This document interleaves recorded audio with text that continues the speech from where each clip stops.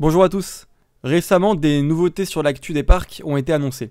Un constructeur a fait l'annonce de l'évolution d'un de ses modèles, un modèle qui était déjà pas mal innovant. Il s'agit du constructeur Morer Rides, qui à l'aide d'une vidéo a fait la démonstration de son nouveau modèle Spike Fun. Mais pour bien le comprendre, il faut déjà savoir qu'il s'agit d'une variante de son modèle précédent, Spike Racing. On a là un modèle de coaster très particulier.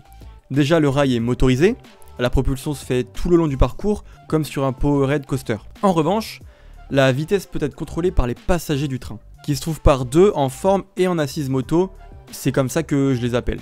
Le train est composé d'un écran sur lequel il est inscrit des informations sur le parcours ou même la vitesse. Vous l'aurez compris, il y a un très fort potentiel de dueling. Pour des coasters avec deux fois le même parcours ou similaire, qui se suivent pour créer une réelle course grâce à toute l'interaction que le modèle permet, comme la possibilité d'influencer la vitesse soi-même évidemment. Pour exemple, je peux prendre Desmo Race Spike Compétition à Mirabilandia.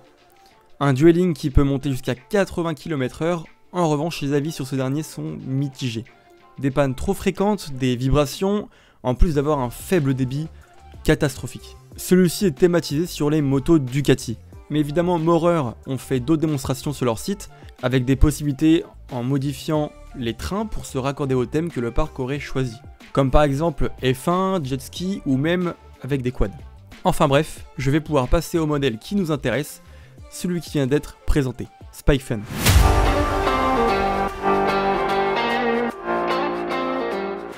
Alors, on a toujours les rails motorisés, mais des trains bien différents. Déjà le parc a la possibilité de faire des trains de 2, 4, 6 ou 8 places, mais du coup la vitesse ne peut plus être contrôlée par les passagers. La forme des sièges change également pour passer sur des sièges plus classiques, mais tout de même avec des spécialités. Le siège peut changer d'inclinaison pendant le ride.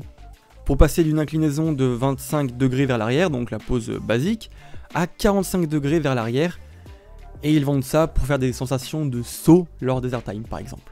Les sièges comportent des lap bars, donc c'est super pour le confort et permet aussi de faire des inversions. Évidemment, il y a toujours des possibilités de dueling, family, thrill ou même des dark rides. Enfin bref, le modèle est complet.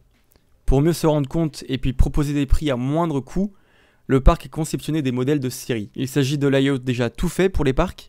On peut donc voir les possibilités que le modèle offre. Pour les thrill coasters, pour les sensations, on a Omega Coaster et Barnstormer. Alors je suis pas certain de le prononcer correctement, mais voilà. Omega Coaster, lui, fait 470 mètres de long, 35 mètres de haut, 70 km/h max, 4 inversions pour un rendement de 1000 personnes par heure. Donc je vous mets normalement des images au montage pour mieux comprendre le layout. Mais on remarque vraiment quelque chose, c'est la longueur du parcours. 470 mètres de long, c'est vraiment très peu. Et vous verrez, c'est le plus long de tous les modèles de série. En revanche, on a de bonnes stats, 35 mètres de haut, 70 km max, c'est très bien pour 4 inversions. Et puis surtout, il y a un bon rendement, 1000 personnes par heure, c'est vraiment raisonnable. Ensuite, il y a Barnstormer, lui qui fait 22 mètres de haut, 60 km/h max, 4 inversions et toujours 1000 personnes par heure. En revanche, il est encore moins long que Omega Coaster, il fait donc 370 mètres de long. Il en existe aussi pour les family et dueling avec Mine Train et Cat and Rats, mais toujours avec la même conclusion, un layout très court. Évidemment, les parcs ont toujours la possibilité de demander au constructeur un layout totalement unique et conceptionné pour le parc, mais les modèles de série permettent au parc de se payer un coaster à moindre coût. Bref, leur modèle a l'air vraiment intéressant. Je trouve que les trains ont vraiment un air futuriste assez spécial. Après, à voir ce que ça donne en vrai, en espérant qu'ils auront corrigé les problèmes de vibration qui semblaient être sur l'ancien modèle, le Spike Racing, mais personnellement je reste mitigé.